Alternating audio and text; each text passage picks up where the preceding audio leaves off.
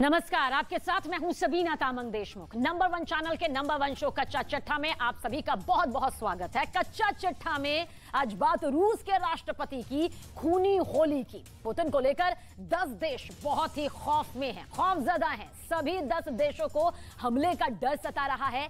इसी वजह से ये 10 देश रूस से लोहा लेने के लिए खुद को हर तरह पूरी तरह तैयार कर रहे हैं। यूक्रेन के अलावा वो कौन कौन से देश हैं जो अभी रूस के दुश्मनों की लिस्ट में टॉप 10 पर हैं? व्लादिमीर पुतिन को लेकर ऐसा क्यों कहा जा रहा है कि वो अब खूनी होली खेलने के मूड में है? जानना बेहद जरूरी है, बहुत जरूरी है।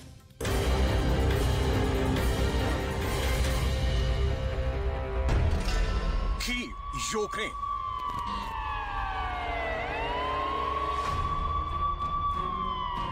चिशिनाउ, Moldova,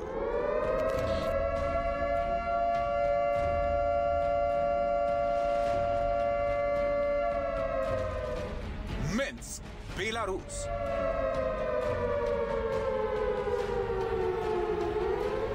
Warsaw, Poland, Tallinn, Estonia,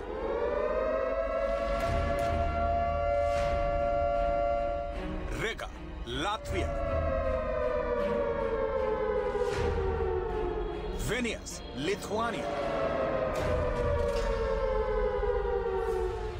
Helsinki, Finland,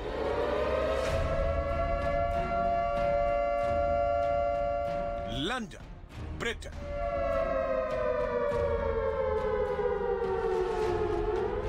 Washington DC, America,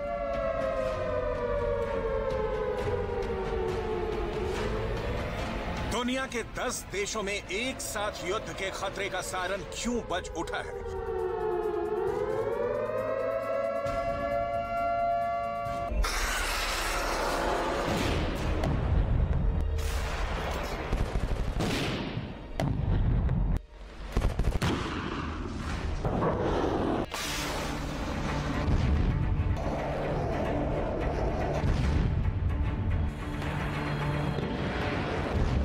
इन देशों में किस हमले का खौफ पसरा है? आखिर क्यों कहा जा रहा है इन देशों में बारूद का दरिया बहने वाला है और युद्ध करके पार जाना है? सवाल है, क्या पुतिन दुनिया के 10 देशों के साथ खून की होली खेलने के प्लान को आगे बढ़ा रहे हैं? क्योंकि यूक्रेन युद्ध के बाद दुनिया के 10 से अधिक देश खुद को रूस से युद्ध के लिए तैयार कर रहे हैं। यूक्रेन पिछले 1 साल से रूस के जंग में है। यूक्रेन के पड़ोसी मोल्दोवा में भी हमले का खतरा बढ़ गया है। यूक्रेन का मददगार देश पोलैंड को पुतिन कई बार धमका चुके हैं। एस्टोनिया की पीएम काया कैलास पुतिन की नंबर 1 दुश्मनों में शामिल है। लात्विया कई बार रूस के हमले की आशंका जाहिर कर चुका है। लिथुआनिया के दुश्मनों की लिस्ट में रूस टॉप पर है। फिनलैंड तो इतना डरा हुआ है कि रूस से लगने वाली सीमा पर बाड़ बना रहा है। और तो और लीक हुए डॉक्यूमेंट्स में दावा किया गया है कि 2030 तक बेलारूस को रूस अपने नक्शे में मिलाने का प्लान तैयार कर लिया है। वहीं यूक्रेन को मदद देने की वजह से ब्रिटेन पुतिन के सबसे बड़े दुश्मनों में शामिल हो गए। तो न्यू स्टार्ट समझौते को निरस्त कर रूस ने अमेरिका से परमाणु रार छेड़ दिया है।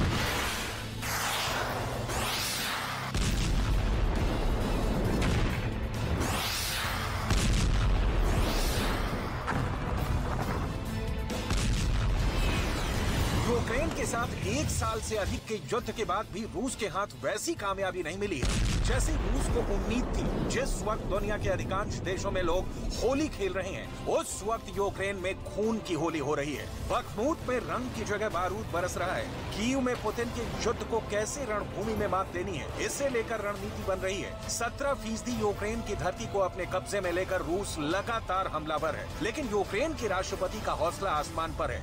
वजह है रूस के टैंकों का जवाब देने के लिए विदेशों से मिले हमलावर टैंक। पहला टैंक है अमेरिका का एब्रम्स टैंक, दूसरा टैंक है जर्मनी का लेपर्ड टैंक और तीसरा टैंक है ब्रिटेन का चैलेंजर 2 टैंक। इन तीनों टैंकों से ज़ेलेंस्की रूस के सैनिकों को यूक्रेन से खदेड़ने की कोशिश करेंगे। दावा किया जा रहा है कि इन टैंकों के दम पर यूक्रेन की सेना आगे बढ़कर क्राइमिया या फिर रूस पर भी धावा बोल सकती है। यही वजह है कि रूस अभी यूक्रेन में और ताकत के साथ हमला कर रहा है। लेकिन इसी रूस और मोल्दोवा के बीच तनाव बढ़ गया है। दरअसल मोल्दोवा यूरोपीय संघ में शामिल होना चाहता है।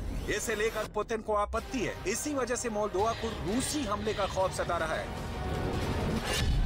यूक्रेन युद्ध के चलते मोल्दोवा काफी परेशान है। मोल्दोवा ने कई बार दावा किया कि यूक्रेन पर दागी कई मिसाइलों के मलबे उसके देश में गिरे। तो वहीं फिनलैंड के बॉर्डर पर रूस के न्यूक्लियर बॉम्बर देख चुके हैं। रूस के ये ऐसे बॉम्बर हैं जो आसमान के रास्ते परमाणु हथियार ले जाने में सक्षम है। तस्वीरों के सामने आने के बाद फिनलैंड पर रूस के खतरे की खबरें पूरी दुनिया में फैल गईं। फिनलैंड रूस के साथ सबसे लंबी 1340 किलोमीटर लंबी सीमा साझा करता है। फिनलैंड ने रूस के साथ अपनी सीमा पर 200 किलोमीटर लंबी बाढ़ का काम शुरू कर दिया है। फिनलैंड के बॉर्डर गार्ड के मुताबिक ये बाढ़ कटीले तारों के साथ 10 फीट ऊंची होगी। साथ ही साथ फिनलैंड ने स्वीडन से एंटी टैंक मिसाइलों की खरीद के लिए बड़ी डील की है। फिनलैंड के रक्षा मंत्रालय के मुताबिक स्वीडन से एंटी टैंक मिसाइलों की डील $39 मिलियन की है। फिनलैंड स्वीडन से N-law anti tank missile system खरीद रहा है।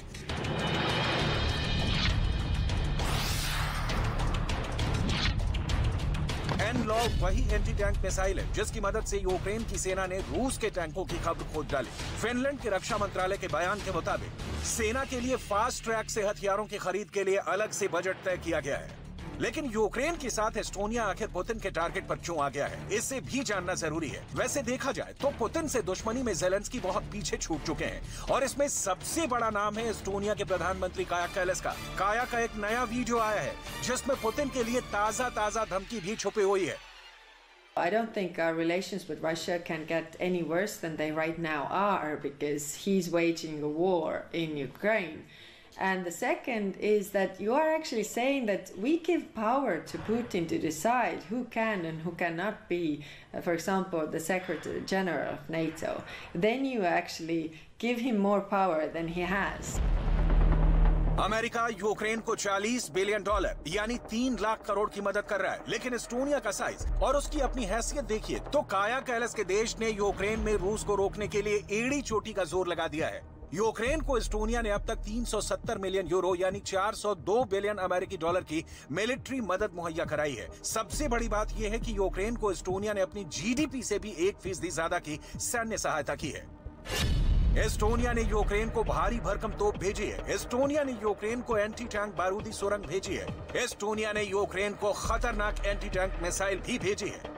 यूक्रेन का युद्ध शुरू होने के बाद अमेरिका से जो जैवलिन मिसाइल मिली थी वो भी एस्टोनिया के रास्ते कीव पहुंची थी। यानी आप अंदाजा लगा सकते हैं कि रूस की फौज को घेर कर मारने में काया कैलस कितनी दिलचस्पी रखती है। इस वक्त भी जो हथियार यूक्रेन पहुंच रहे हैं वो पोलैंड या फिर एस्टोनिया के रास्ते यूक्रेन पहुंच रहे हैं। ऐसे ही हथियारों की वजह से ज़ेलेंस्की के साथ यूक्रेन की लाइफलाइन भी एक्टिव बनी हुई है। एस्टोनिया ने यूक्रेन को हजारों राइफल और लाखों गोलियां भेजी हैं। एस्टोनिया ने यूक्रेन को ग्रेनेड लॉन्चर और हजारों ग्रेनेड भी सप्लाई किए हैं। ये यूक्रेन की इन्फेंट्री का बड़ा हिस्सा बनी हुई है। यही वजह है एस्टोनिया से पुतिन खफा है और एस्टोनिया में रहने वालों को खौफ सता रहा है कि कहीं यूक्रेन जैसे रूस एस्टोनिया पर भी हमला न कर दे। कुछ यही हाल पोलैंड का भी है। यूक्रेन युद्ध में अमेरिका और ब्रिटेन के बाद पोलैंड ही यूक्रेन का सबसे बड़ा मददगार है। पोलैंड पश्चिमी देशों और यूक्रेन के बीच काफी अहम कड़ी है। यूक्रेन से पोलैंड की 535 किलोमीटर लंबी सीमा लगती है। पोलैंड के जरिए नाटो के हथियार धड़ल्ले से यूक्रेन पहुंच रहे हैं। हथियार चाहे अमेरिका से यूक्रेन आने हो या फिर ब्रिटेन से यूक्रेन को हथियारों की डिलीवरी मिलने वाली हो, हथियार पहले अमेरिका से पोलैंड पहुंचता है, वैसे ही ब्रिटेन से भी पोलैंड पहुंचता है और फिर पोलैंड से सड़क के रास्ते यूक्रेन। यही वजह है कि रूस की ओर से पोलैंड को लगातार हमले की धमकी मिल रही है और पोलैंड इसके लिए खुद को तैयार भी कर रहा है। अमेरिका से 250 एब्रम्स टैंक्स का करार उसी तैयारी का हिस्सा माना जा रहा है। यूक्रेन पर रूस के हमले के बाद पोलैंड का ये बहुत बड़ा फैसला माना जा रहा है।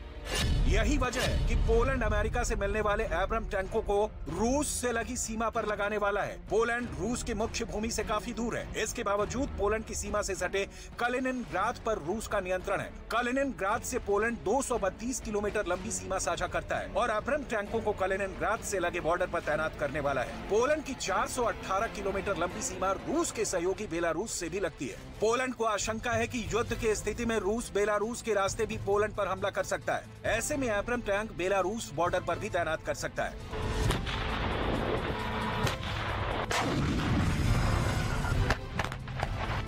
पोलैंड को आशंका है कि रूस के राष्ट्रपति व्लादिमीर पुतिन पोलैंड पर अटैक कर सकते हैं। यही वजह है कि पोलैंड ने रूस की सेना के आक्रमण की सूरत में करारा जवाब देने के लिए अमेरिका से दुनिया के सबसे घातक टैंक कहे जाने वाले एब्रम खरीद कर अपनी सीमाओं पर तैनात कर रहा है। रही बात अमेरिका और ब्रिटेन की, तो रूस की मीडिया ने लंदन को एक परमाणु मिसाइल से समंदर के अतल गहराइयों में डुबोने वाले खूनी प्लान का प्रसारण कर चुका है। वहीं दावों की माने तो रूस ने अमेरिका में अपने टारगेट भी तय कर लिए हैं। ये टारगेट ऐसे वैसे नहीं है, सभी अमेरिका के परमाणु ठिकाने हैं। इस बीच 17 पन्नों का एक सीक्रेट डॉक्यूमेंट लीक हुआ है। उस डॉक्यूमेंट में लिखा है, बिना लड़ाई लड़े, बिना फौज के इस्तेमाल के पुतिन बेलारूस को रूस के नक्शे में मिला लेंगे। ऐसा करके पुतिन नाटो के गले तक पहुंच जाएंगे। वजह है बेलारूस का भूगोल। बेलारूस को उत्तर और पूरब से रूस घेरे हुए है। बेलारूस की सीमा दक्षिण में यूक्रेन से मिलती है। पश्चिम में बेलारूस लातविया, लिथुआनिया और पोलैंड से जुड़ा है। लातविया, लिथुआनिया और पोलैंड नाटो के सदस्य देश है। ऐसे में अगर बेलारूस पुतिन के कब्जे में आ गया तो नाटो और रूस एक दूसरे के गन पॉइंट पर आ जाएंगे।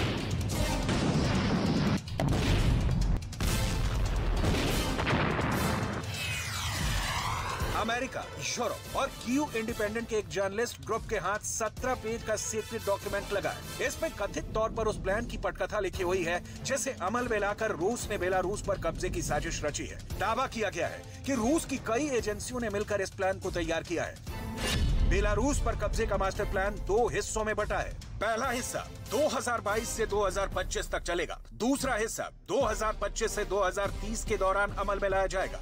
बेलारूस के राष्ट्रपति अलेक्जेंडर लुकाशेंको यूक्रेन के खिलाफ जंग में पुतिन की हर मुमकिन मदद कर रहे हैं। पिछले 1 साल में अलेक्जेंडर लुकाशेंको पुतिन से कई मर्तबा मिल चुके हैं। हाल ही में बेलारूस ने संविधान में सुधार के नाम पर जो कुछ भी बदलाव किए हैं उसे लेकर भी दावा किया जाता है कि ये बदलाव रूस के फायदे को नजर में रखकर किए गए हैं, क्योंकि लीक हुए डॉक्यूमेंट का हवाला देकर दावा किया गया है कि बेलारूस की फौज को वही नियम मानने होंगे जो रूस की सेना के लिए बनाया गया है। इतना ही नहीं, बेलारूस के तमाम बड़े मिलिट्री ठिकाने रूस शिफ्ट किए जाएंगे। 2030 तक बेलारूस में रूस की करेंसी रूबल को चलाने का प्लान है। बेलारूस वो देश है जो 30 साल पहले तक सोवियत संघ का हिस्सा था। पुतिन की मंशा सोवियत यूनियन की वापसी कराने की है। सोवियत संघ के टूटने के बाद रूस के बाद जो सबसे बड़ा देश बना वो यूक्रेन है। इसी प्लान के तहत पुतिन का पहला निशाना यूक्रेन बना है। यूक्रेन के बाद बाल्टिक देशों का नंबर आता है। दावे के मुताबिक पुतिन का प्लान रूस, यूक्रेन, बेलारूस, एस्टोनिया, लातविया और लिथुआनिया को मिलाकर एक नया यूनियन स्टेट बनाने की है, जिसका पावर सेंटर मॉस्को होगा। इसकी आशंका इसलिए भी और बढ़ जाती है क्योंकि पुतिन क्राइमिया और जॉर्जिया पर पहले ही कब्जा कर चुके हैं। साथ ही अपने प्रभाव का विस्तार करने के लिए बेलारूस के प्रेसिडेंट लुकाशेंको के साथ गठजोड़ बना रखा है। बेलारूस में रूस के हथियारों का बड़ा जखीरा मौजूद है। अभी भी बेलारूस में रूस के 30,000 से ज्यादा सैनिक मौजूद हैं, जो नाटो और यूक्रेन दोनों के लिए खतरे की घंटी है, क्योंकि रूस के सैनिकों और हथियारों की बेलारूस में मौजूदगी का सीधा मतलब है एक बड़ा खतरा जो धीरे धीरे सिर्फ कीव की ओर ही नहीं नाटो की ओर बढ़ रहा है। ऐसे में अगर रूस और नाटो में जंग छिड़ी तो उसे खून की होली में बदलने में देर नहीं लगेगी।